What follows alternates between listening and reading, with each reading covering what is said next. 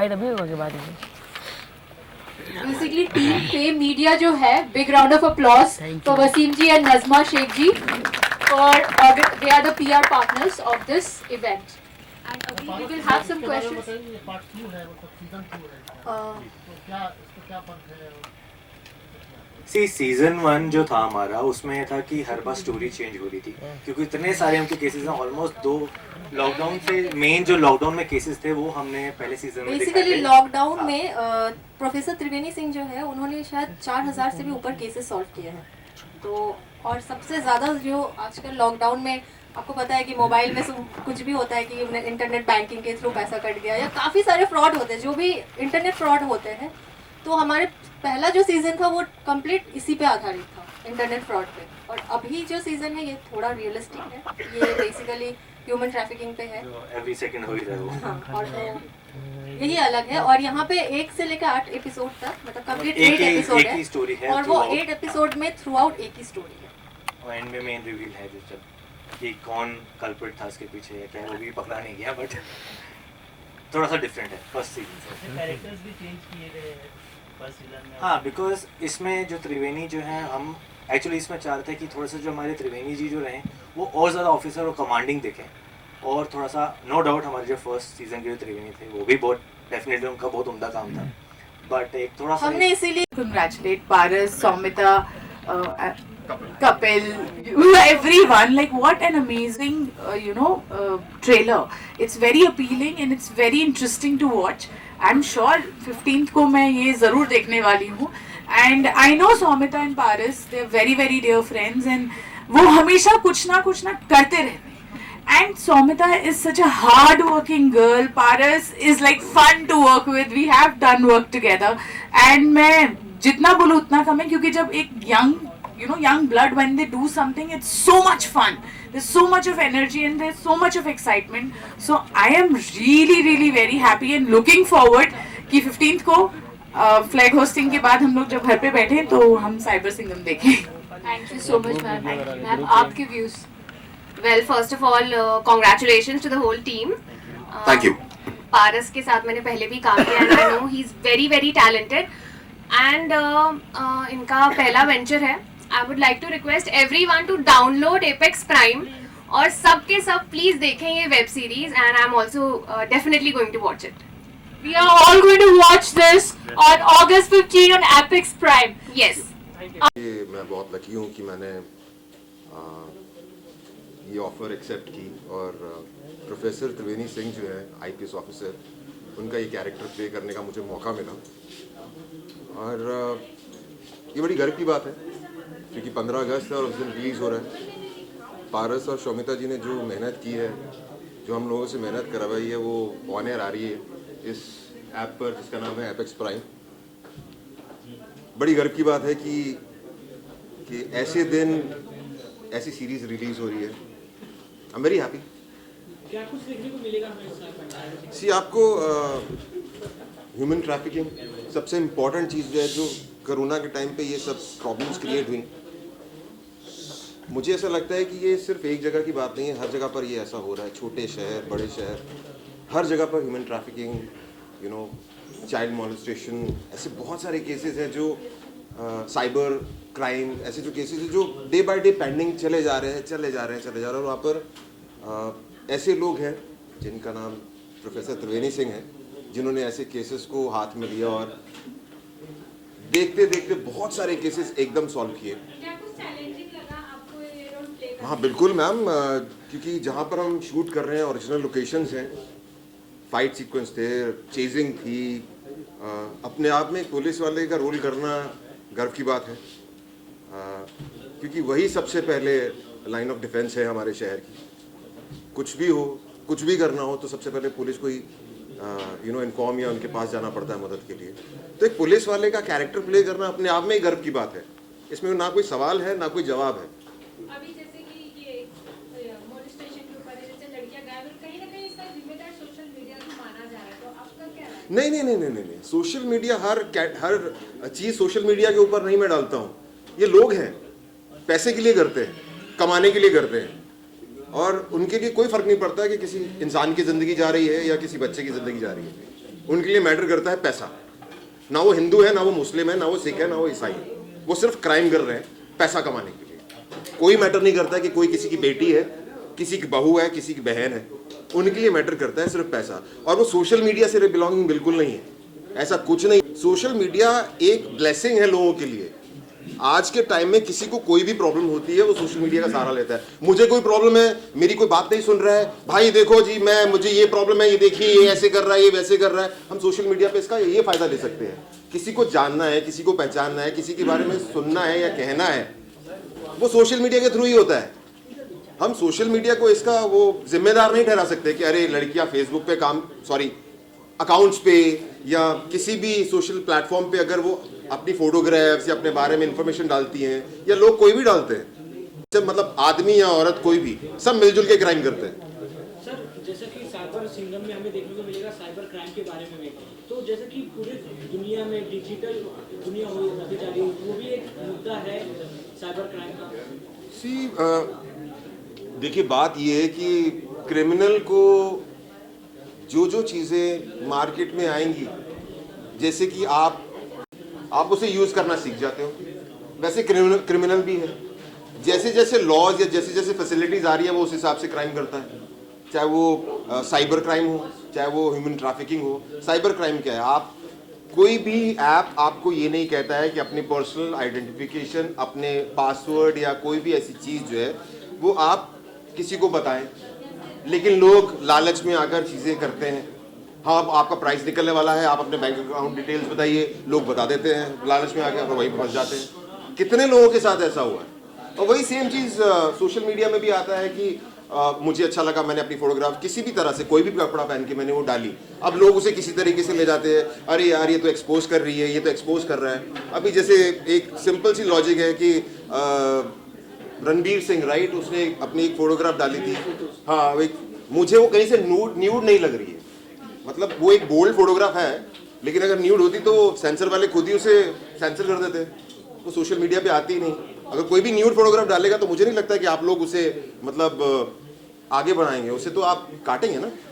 ये तो एक उसने अपना शायद कोई नया कुछ एक्सपेरिमेंट किया होगा, जो कि हालांकि वो भी आज के टाइम में थोड़ा सा बोल्ड था, बट नेवर माइंड। बट ये नहीं है कि सोशल मीडिया हर चीज़ के लिए है कि अरे ये हो गया तो एक इसमें हम रियलिटी दिखाना चाह रहे थे कि ह्यूमन ट्रैफिकिंग पे जितने केसेस हो रहे हैं day to day every second, लोगों को इसकी चीज़ों की अवेयरनेस नहीं है।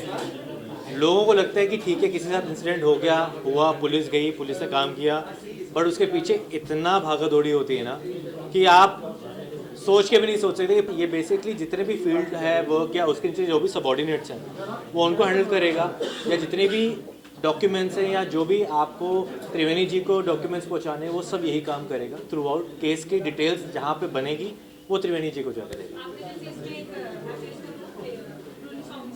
जी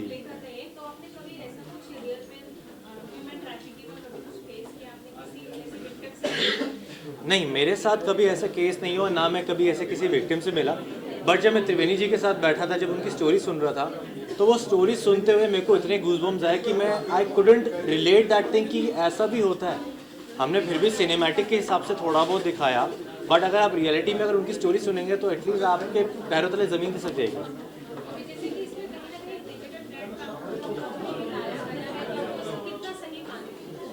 सॉरी कम हो गया ना।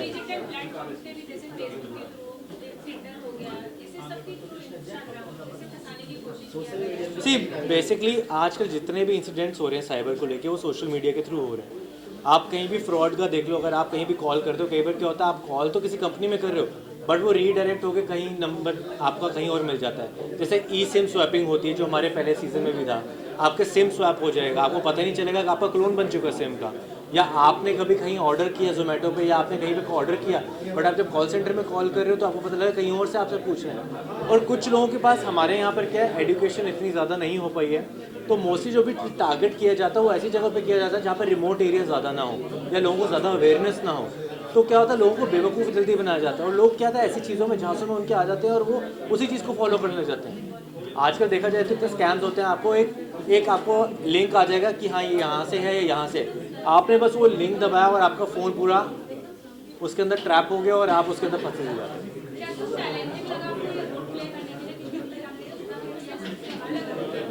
Definitely it's a very challenging role because it's a police officer की वर्दी में आकर आपको वही चीज़ को एटिकेट और वही चीज़ को देख के सब चीज़ों को नज़रअंदाज करते हुए आपको आगे जाना है। तो definitely it's very tough to play as a cop. No doubt हर कैरेक्टर अलग होता है, बट एज अ कॉप आपको अपना जस्टिफाई करवाना ताकि इंडियन ऑडियंस जो हमारी बाकी ऑडियंस है वो उसको एक्सेप्ट करे भी कि हाँ नहीं जस्टिफाइड हुआ, क्योंकि कॉप के बहुत सारे लेवल्स होते हैं, अप्स डाउन्स होते हैं, वो हमको सबको करना पड़ा। इट्स बड़ा टफ जॉब। सबसे पहले बोलूँगा कि साइबर क्राइम सबसे बड़ा ये है। तो जितना भी सोशल मीडिया कंटेंट है, जो इंटरनेट है, सबसे बड़ा क्राइम वही है। नो डाउट आज की जनरेशन जो है, आज का जो यूथ है वो सिर्फ फ़ोन पे या इंटरनेट पे जुड़ा हुआ है। डेफिनेटली अगर आप थोड़े से स्मार्ट हैं, अगर आप थोड़े से सतर्क हैं, तो डेफिनेटली आप इन चीज़ों से आप थोड़ा सा साइड हो सकते हैं। और डेफिनेटली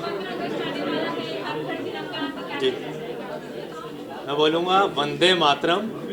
75 साल हुए हैं, आने वाले ऐसे कई हज़ारों साल हमारे ही भारत के नाम पे हों और ऐसे ही सबका प्यार मिलता रहे, एक दूसरे के साथ भाईचारा बना रहे। बस यही कहना चाहिए।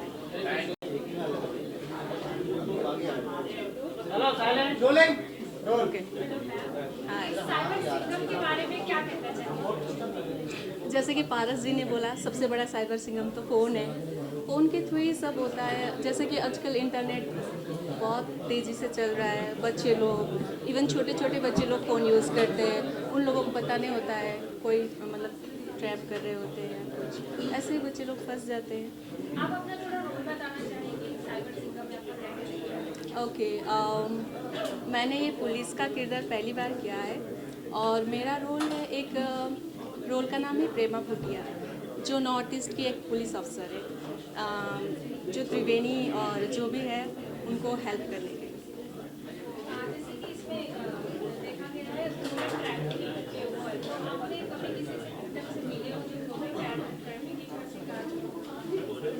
हाँ, ऐसे केसेस तो बहुत सारा होता है, पर मैं पर्सनली ऐसा कुछ नहीं है, ऐसा नहीं हुआ है।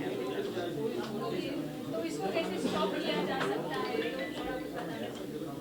ये तो कैसे बता सकते हैं, ये तो हो ही रहा है और बढ़ता जा रहा है, रुक नहीं रहा है ये चीज़। तो बस फ़ोन ही है। वो रिलीज़ हो रही है और काफ़ी टैलेंटेड लोग हैं। पारस के साथ मैंने पहले भी काम किया, रियली टैलेंटेड एंड अब और भी देख के अच्छा लग रहा है that Shaumita and Paras both are producing a web series. It's a fabulous series because I come from an army background and I come from a police background, so I've seen how the life is. I've lived that life with my grandparents and my family. So I know how difficult it is. So I'm so happy that something like this comes up in Bangalore on 15th August. What's better? Social issue कि सब aware भी रहे और सबको पता भी चले कि हमें साइबर इंटरनेट तो सभी यूज़ करते हैं, तो उससे रिलेटेड प्रॉब्लम्स क्या क्या आ सकती हैं, आपके बच्चे उसमें कैसे फंस सकते हैं। साइबर क्राइम को किस तरीके से रोका जाए, उसके लिए कुछ You have to be very very careful. आप किससे बात कर रहे हैं, किसके साथ इंटरेक्ट कर रहे हैं, किस मतलब कौन सी साइट पे कहाँ जा रहे हैं, that is very very important. क्योंकि कहीं ना कहीं खुद से सोचो, खुद से आई जाती है कि भाई गलत जगह जा रहे हैं, जो निकल लो यहाँ से, भाई तो वो फॉलो कर ले। एक्चुअली कई बार काफ़ी एजुकेटेड लोगों को भी नहीं आती है। रियल इंसिडेंट, मेरे real uncle of is very educated, but ऐसे ही में उनका हैकिंग हुआ और उनके 3-4 लाख रुपये निकल गए।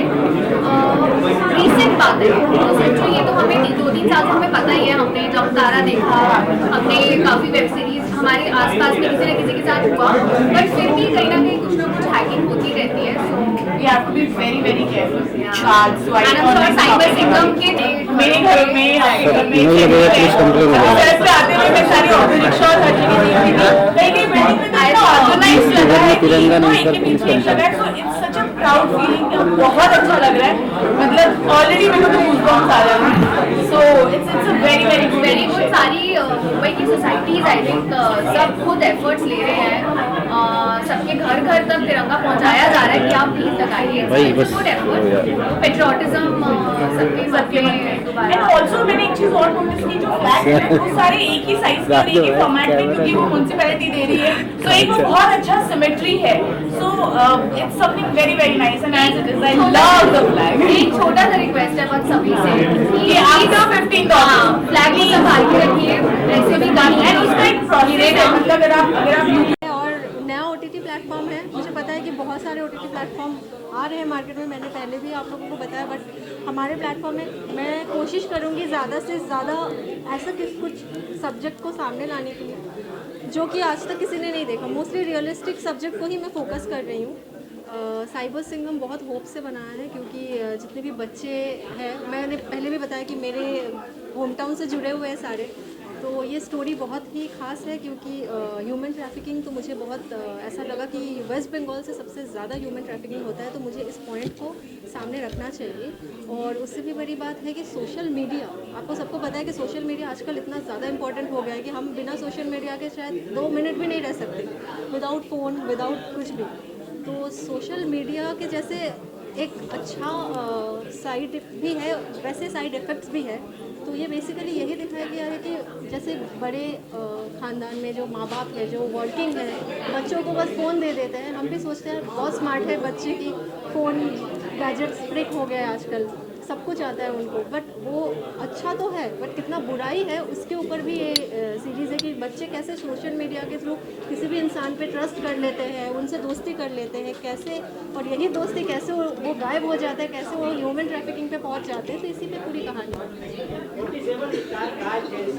ना। जब लोग खुद से दिल से काम करना चाहते हैं, अब जब जैसे हमारे यहाँ पे भी सारे लोग अच्छे काम करना चाहते हैं, लेकिन आपको पता है कि जब तक आप दिल से नहीं चाहोगे तो वो चीज़ आप कितने भी पेमेंट कर दो या कितने भी अच्छा मतलब उनको फैसिलिटीज़ दे दो, वो जब तक वो दिल से नहीं चाहेगा तो वो चीज़ निकल के नहीं आएगा। तो मुझे ऐसा लगता है कि ये बच्चे ना दिल से काम करना चाहते थे। जिस पहले द डे फर्स्ट जब उनका ऑडिशंस किया, वो सब उस दिन से वेट करते मेरा शूटिंग कब है, मेरा शूटिंग कब है। तो कोई भी ऐसा कोई डिफ़िकल्ट नहीं हुआ और बच्चे इतने अच्छे हैं कि ये लोग सारे, हम लोगों ने जो गोडाउन वाले सीक्वेंस है, जो भी इनके सीक्वेंस है, हमने 2 दिन में ख़त्म किया और 2 दिन सुबह से लेकर रात आई थिंक 14 घंटे से ऊपर शूटिंग शेड्यूल हो गया था। उन्होंने फिर भी नॉन स्टॉप काम किया, उनको अच्छा लग रहा था काम करना। तो यही मुझे लगता है कि सबसे बड़ी बात है। देखिए अपकमिंग लाइनअप बहुत सारे प्रोजेक्ट हैं। अभी हमने ऑलमोस्ट 8 वेब सीरीज़ बना चुके हैं जो कि हम एवरी मंथ रिलीज़ करने वाले हैं हर महीना। फिलहाल इस साल और अगले मिड तक तो हमारे वेब सीरीज़ फुल है और हम अभी आउटसोर्स भी कर रहे हैं। बाहर अगर कोई अच्छी प्रोजेक्ट हमें मिलता है तो हम उसे भी अपने प्लेटफॉर्म में जगह देने के लिए रेडी हैं। मैम फॉर्म का बहुत चल रहा है, तो फॉर्म करने का इरादा है।